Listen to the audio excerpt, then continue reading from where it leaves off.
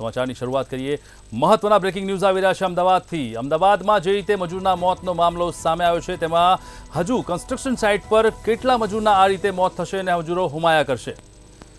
મજૂરોના મોતની લાશ ઉપર જે રીતે અત્યારે હાલમાં મોટી મોટી ઇમારતો બની રહી છે ત્યારે સવાલ એ થાય છે કે હવે આ તમામ જે બિલ્ડર્સ છે તેમની સામે આખરે કાર્યવાહી ક્યારે। સાયન્સ સિટી વિસ્તારમાં પણ આવેલી યુકો બેંકની સાઇટ પર એક વ્યક્તિનું મોત થયું છે। બીજા માળેથી પટકાતા યુવતીનું મોત થયું છે।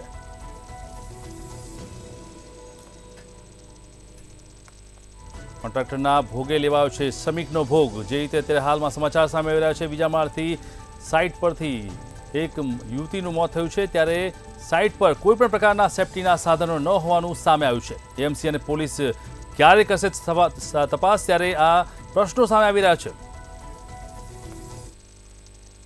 અમદાવાદમાં સાયન્સ સિટી ગેટ નંબર 2ની સામે ચાલતા નવનિર્માણ કન્સ્ટ્રક્શન સાઇટ ઉપરથી 22 વર્ષીય યુવતી છે તે યુવતી નીચે પટકાતા તેનું મોત છે તે મોત થયું હતું। જો વાત કરવામાં આવે તો સાયન્સ સિટી પારની સામે આવેલા જે કન્સ્ટ્રક્શન સાઇટ છે તે કન્સ્ટ્રક્શન સાઇટ ઉપર યુવતી છે તે યુવતી મજદૂર કામ કરતી હતી, પરંતુ બીજે માળથી તે નીચે પટકાતા તેનું મોત છે તે મોત નીપજ્યું હતું। પરંતુ જે પ્રમાણે હાલમાં જે કન્સ્ટ્રક્શન સાઇટ છે તે કન્સ્ટ્રક્શન पर જે મજૂરો છે તે મજૂરોને કોઈપણ પ્રકારના જે સેફટીના જે સાધનો છે તે આપવામાં આવ્યા હતા કે નહીં, કોઈપણ પ્રકારની જે કન્સ્ટ્રક્શન સાઇટ છે તેની ઉપર સેફટીની નેટ બાંધવામાં આવી હતી કે નહીં તે પણ હવે તપાસનો વિષય છે। પરંતુ પોલીસે હાલ તો જે પ્રમાણે જે યુવતીનું કરુણ મોત છે તે કરુણ મોત નીપજ્યું છે તેને લઈને એડી દાખલ કરી છે। એટલે કહી શકાય કે હવે પોલીસ છે તે પોલીસ દ્વારા તપાસનો ધમધમાટ છે તે ધમધમાટ શરૂ કરી દેવામાં આવશે।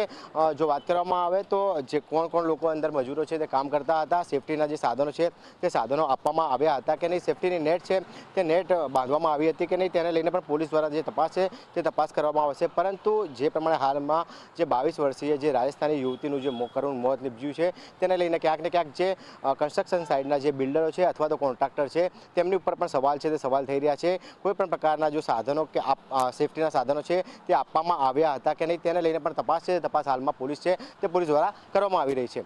કેમેરામેન રાહુલ સાથે રવિ ભાવસાર, મંતવ્ય ન્યૂઝ, અમદાવાદ।